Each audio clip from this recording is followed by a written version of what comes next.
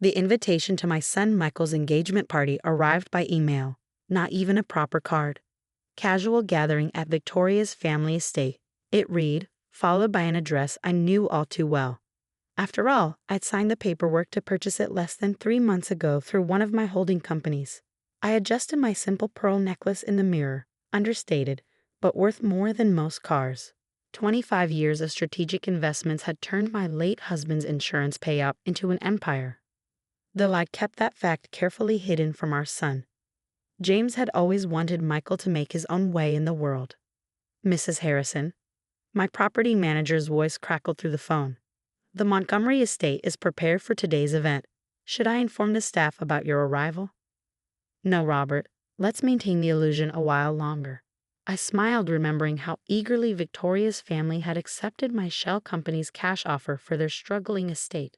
Amazing how quickly old money could disappear when the next generation didn't know how to manage it.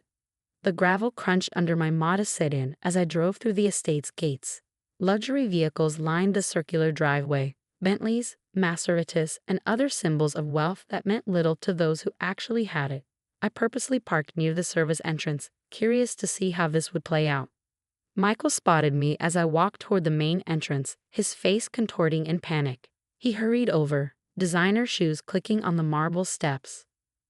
Mom, what are you doing? The staff entrance is around back. He glanced nervously at the gathering crowd of socialites on the terrace. Hello to you too, dear. I adjusted my handbag, Hermes, but an older model that didn't scream new money. Is that any way to greet your mother? Please, Mom. His voice dropped to a whisper. Victoria's family, they're very particular about these things. You understand, right? With your background. My background. He meant the years I spent building businesses while he attended private schools, never realizing those same schools were now owned by my education investment group. Of course, dear, I smiled. I know exactly how particular the Montgomerys are, especially about money. Mother, he hissed. Just use the back door, okay, and maybe don't mention your work. Victoria's father is very traditional about women in business. I bit back a laugh, remembering how eagerly Mr. Montgomery had negotiated with my female CEO during the estate's sale. I wouldn't want to embarrass you, I said softly. Though I'm curious, did Victoria mention how her family managed to keep the estate? What do you mean? They've owned it for generations. He straightened his Italian silk tie. A gift from me last Christmas, though he thought it came from his trust fund. Of course, I patted his cheek. Well, I'll just go around back then. Wouldn't want to upset the natural order of things. I walked toward the service entrance, noting how the staff avoided eye contact. They'd been warned about the mother who didn't know her place. Inside, Victoria was directing caterers with the practiced air of someone who'd never worked a day in her life. Michael's mother. She barely glanced my way. Staff refreshments are in the kitchen. Please try to remain out of sight during the main event. How thoughtful. I settled into a kitchen chair, watching the controlled chaos around me. I hear congratulations are in order. Not just the engagement, but the estate too. It must be such a relief that your family managed to keep it. She stiffened slightly. I don't know what you mean. This house has been in my family for generations. I pulled out my phone, checking the investment alerts that had just come through. Speaking of houses, did Michael tell you about his trust fund conditions? The one he gets at 30? She smiled smugly. Yes, we've been planning the renovations already. This place could use some updating. I raised an eyebrow. Interesting plans, considering the trust doesn't exist anymore. What? She spun around, perfectly styled hair whipping through the air. I dissolved it last month. I stood up, brushing off my skirt. Along with acquiring some interesting property in the area. Amazing what you can buy when old families can't pay their debts. The color drained from her face. I don't know what you're talking about. No. I reached into my purse and pulled out a folder. Maybe we should discuss this with your father. I believe he's familiar with Harrison Global Holdings. Her eyes widened. Everyone in high finance knew that name. They just didn't know it belonged to a woman who was currently being treated like the help at her own property. You're lying, she whispered. Am I? I smiled. Let's find out. I believe it's time for the engagement toast. Shall we join the party through the front door? Or would you prefer I use the service entrance to announce the estate's new ownership? Victoria swayed slightly, her perfect world cracking at the edges. Does Michael know about my success? No, his father wanted him to learn the value of hard work. I moved toward the main hall, though it seems he's learned some other lessons instead. Wait, she grabbed my arm. Please, let me talk to him first. Of course. I checked my watch. You have until the toast. Though you might want to warn your father too. Harrison Global is reviewing all its recent acquisitions, including this estate's management. I watched her hurry away. He was clicking frantically on the marble floors. In the kitchen, the staff suddenly found reasons to look busy, though I caught several hidden smiles. Mrs. Harrison, a young server approached cautiously. We didn't know it was you. That was rather the point. I stood up. Now, I believe it's time to rejoin my son's engagement party. Through the front door, of course. After all, I hadn't spent 25 years building an empire just to be sent through the back door of my own house. The main ballroom buzzed with expensive perfume and even more expensive gossip. I watched from the kitchen doorway as Victoria cornered her father near the champagne fountain, her urgent whispers causing his face to cycle through various shades of red. Ma'am? Robert, my property manager, appeared at my elbow. The staff has been informed. Should we proceed with the changes? I checked my watch, 20 minutes until the toast. Begin quietly. Let's see if anyone notices. One by one, the uniformed staff began removing certain paintings from the walls. Specifically, the ones the Montgomerys had tried to secretly sell last month to cover their debts. In their place went pieces from my personal collection, including a particular Monet that Victoria's father had failed to acquire at auction last year. Mother? Michael appeared, his face ashen. Victoria's telling me crazy things. About you, about Harrison Global. Are they crazy? I adjusted my simple pearl necklace. Or just inconvenient to the story you've been telling everyone about your simple mother. But, all these years, he looked lost, like a little boy who once proudly told his kindergarten class that his mommy was the smartest person he knew, before status and society warped his values. Did you ever wonder how your trust fund stayed so healthy? How you could afford that apartment in Manhattan? That convenient job at Preston Financial? I earned that job. Did you? I pulled out my phone, showing him an email. Or did Harrison Global's quiet word with the board earn it for you? His hands started shaking. Why didn't you tell me? Your father wanted you to build your own success. I wanted to see what kind of man you'd become with and without money. I gestured around the ballroom.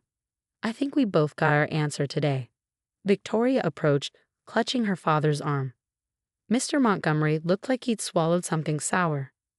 Mrs. Harrison, I believe we need to talk. About what? I smiled pleasantly. The estate's deed. The paintings currently being relocated? Or perhaps your daughter instructing me to use the service entrance of my own home. Your home, Michael's voice cracked. But this is the Montgomery's estate. Was, Mr. Montgomery corrected, sweat beading on his forehead. Until certain financial arrangements necessitated a sale. To my holding company, I added. Though I'm curious why you didn't mention this to the happy couple while they were making renovation plans with my money. Victoria's perfect makeup couldn't hide her blotching complexion. Daddy, do something. Yes, Richard, I said smoothly. Do something. Perhaps start by explaining why you've been selling off assets while pretending to maintain your lifestyle. Assets that now belong to me? The whispers had stopped. The entire party was watching now, their practiced society masks slipping as they witnessed the careful facade crumbling. Mom, Michael stepped forward. I never knew. Clearly, I turned to face the crowd. You never knew because you chose not to see. All of you did. Too busy deciding who belongs where, who enters through which door. Robert appeared again. Ma'am, the changes are complete. I nodded, watching realization dawn as guests finally noticed the switched paintings, the subtle signs of new ownership throughout the mansion. Thank you, Robert. I believe it's time for that toast. Wait. Victoria's voice bordered on hysteria. You can't. This is our engagement party. Is it? I raised an eyebrow. Because according to the property contract, all events must be approved by the owner, and I don't recall approving anything. The silence was deafening. Michael stared at me, then at the Montgomerys, then at the guests who were already edging toward the exits, sensing the shift in social power. "So what now?" he finally asked. "You're going to humiliate us? Throw us out?" "No, I picked up a champagne glass. I'm going to teach you the lesson your father and I should have taught you years ago." I clinked my glass, drawing everyone's attention. "Ladies and gentlemen, I'd like to propose a toast to appearances and to reality, to front doors and back doors and the foolishness of judging anyone by which one they use." Victoria's father seemed to shrink into his custom suit.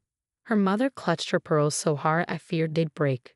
"To my son," I continued, "who has a choice to make. Continue playing these society games with borrowed status, or remember the values we tried to teach you before you decided your mother was something to be ashamed of." Michael's face crumpled. "Mom, I'm so sorry." "I know," I set down my glass. "But sorry isn't enough. Actions matter. Choices matter." "What do you want us to do?" Victoria asked, her voice small. "That depends." I turned to face them fully. "Do you want to keep playing pretend with your family's fading fortune? Or would you like to learn how real success is built?" The room held its breath. In the silence, I could almost hear the calculations happening behind every carefully maintained society smile. "The house is still available for your wedding," I said quietly, "but not as a Montgomery property, as what it truly is, one of many properties in a portfolio built by a woman you thought belonged in the back room." Michael stepped forward, then did something that surprised me. He walked to the service entrance and opened it wide. "No more back doors," he said firmly. "No more pretending." He turned to Victoria. "If you want to be with me, it's time to see my mother for who she really is, who I should have been proud of all along." Victoria looked between her father, who seemed to have aged 10 years in the last hour, and Michael, who suddenly appeared stronger, more genuine than I'd seen him in years. The choice she made would determine more than just their relationship. It would decide whether they'd learn to build something real or continue living on borrowed prestige. I picked up my purse, ready to leave them to their decision. After all, the best lessons are learned when people have to face the consequences of their own choices. 3 months later, I sat in my office overlooking Central Park, reviewing the quarterly reports from my various holdings. The Montgomery estate, now officially Harrison Manor, had become one of our most profitable venues for high-end corporate events. Amazing what proper management could do. A knock at my door revealed Michael, looking different in business casual rather than his usual bespoke suits. "Mom, do you have a minute?" I gestured to the chair across from me. He'd started working in our property management division last month, entry level, no special treatment. Just like every other employee. "Victoria's family is selling their Hampton house," he said without preamble. "They can't afford the upkeep anymore." "I know." I closed my laptop. "Their financial advisor contacted us about a potential purchase. Are you going to buy it?" "No," I smiled at his surprise. "Sometimes the best lessons come from losing things. Your future in-laws need to learn that lesson for themselves." He nodded slowly. "Victoria's different now. Since she started working at that nonprofit, she actually seems happier." After the engagement party revelation, Victoria had shocked everyone by declining her family's offer to find her a suitable position at a family friend's company. Instead, she'd taken a job at a foundation helping underprivileged women start businesses. The irony wasn't lost on anyone. "And you?" I asked. "Any regrets about giving up the corner office at Preston Financial?" "Only that I didn't see things clearly sooner." He leaned forward. "The staff at the manor, they told me stories about when you first bought it. How you knew all their names, their kids' names. How you paid for Maria's daughter's college. Success isn't just about acquiring assets," I said quietly.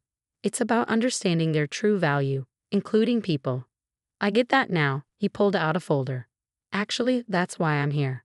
I've been working on a proposal for converting part of the manor into a business training center, teaching entrepreneurship to people who wouldn't normally have access to that world." I raised an eyebrow, taking the folder. The proposal was detailed, thoroughly researched, with realistic budgets and clear objectives. Nothing like the vague investment opportunities he used to chase. Victoria helped, he admitted. Her experience at the foundation. She sees things differently now. We both do. And the Montgomerys? What do they think about their former estate becoming a training center for the common people? He grimaced. They're not thrilled. But they're not in a position to object anymore. Besides, he straightened in his chair, it's not their opinion that matters. Pride, Real pride, not the artificial kind, swelled in my chest. The proposal needs work, I said, making notes in the margins. But the concept is solid. Set up a proper presentation for next week. We'll review it with the board. His face lit up, then turned serious. No special treatment though, right? If they don't like it, then you'll revise and try again. I handed back the folder. That's how real success works. He stood to leave, then paused. The wedding's next month. We change everything, smaller venue, focusing on family and friends who actually matter. And he smiled. Victoria insists you enter through the front door. She wants you to give a speech about building something meaningful. I'm proud of you, I said softly. Both of you. After he left, I walked to my office window, remembering another view from years ago, through the back door of a mansion, watching the wealthy play their status games. Now my son was learning the same lessons I had, that true worth isn't in which door you use, but in what you build once you walk through it. My phone buzzed, a message from Victoria. She was organizing a fundraiser for her foundation, asking if she could host it at the manor. The ballroom has the perfect energy, she wrote. Maybe because its owner knows what it's like to build something from nothing. I smiled, typing my response.